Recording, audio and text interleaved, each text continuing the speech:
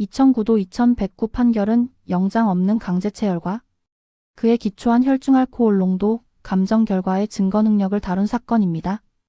2008년 6월 25일 저녁 피고인은 화물차를 운전하다 가드레일을 들이받고 논으로 추락하는 사고를 냈습니다.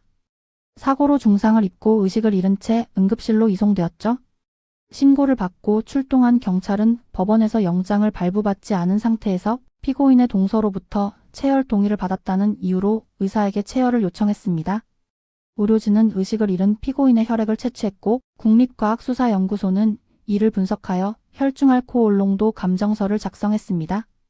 이 감정서를 근거로 피고인에게 음주운전 혐의가 적용된 겁니다. 1심 재판에서는 영장 없이 체열이 이루어졌고 사후 영장도 받지 않았다는 이유로 혈액 감정서와 주치운전자 적발보고서를 위법하게 수집된 증거로 판단하여 음주운전 혐의에 대해 무죄를 선고했습니다. 이에 검찰은 긴급성과 증거 보전의 필요성을 주장하며 상고했죠. 이 사건의 핵심 쟁점은 크게 세 가지였습니다. 첫째, 영장주의와 적법 절차에 위반하여 수집된 증거, 그리고 그에 기초한 2차 증거의 증거 능력을 어떻게 판단할 것인가? 둘째, 피고인의 명시적인 동의 없이 더구나 사후 영장조차 받지 않은 강제체열이 적법한가? 셋째, 음주운전의 특성상 혈중알코올 농도가 시간에 따라 감소하는 점을 고려하여 예외적으로 증거 능력을 인정할 수 있는가 였습니다. 대법원은 형사소송법 제308조의 2의 취지를 다시 한번 강조했습니다. 적법한 절차를 따르지 않고 수집한 증거는 원칙적으로 증거로 사용할 수 없고 이를 기초로 얻은 2차 증거 역시 마찬가지라고 보았습니다.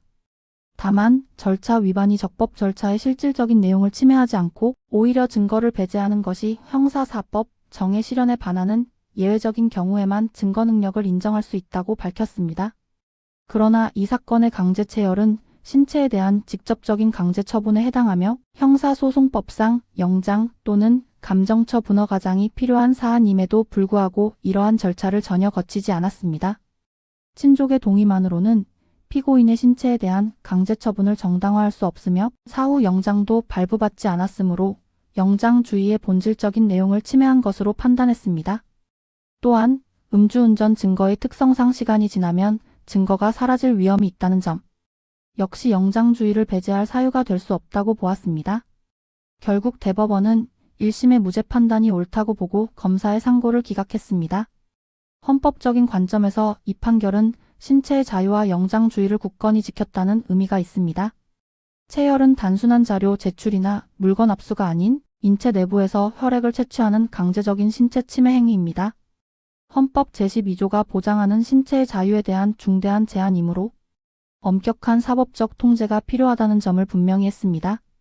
특히 수사의 효율성과 증거 보전의 필요성을 이유로 기본권 보장의 기준을 낮출 수 없다는 점을 강조했다는 점에서 큰 의미를 갖습니다.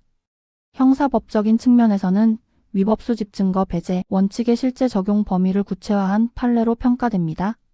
대법원은 예외적인 상황을 이론적으로는 인정했지만 이 사건처럼 영장 없는 강제체열이 이루어진 경우에는 그 위반이 적법 절차의 핵심을 침해하는 것으로 보아 예외를 인정하지 않았습니다. 이는 수사기관에게 절차를 준수해야 한다는 강력한 경고를 보낸 것이지만 동시에 음주운전 단속의 현실적인 어려움과 긴급한 상황에서의 수사, 공백 문제를 드러내는 계기가 되기도 했습니다. 따라서 긴급 체열에 관한 명확한 법적 근거와 절차를 마련하는 입법적인 보완이 필요하다는 과제를 남겼습니다.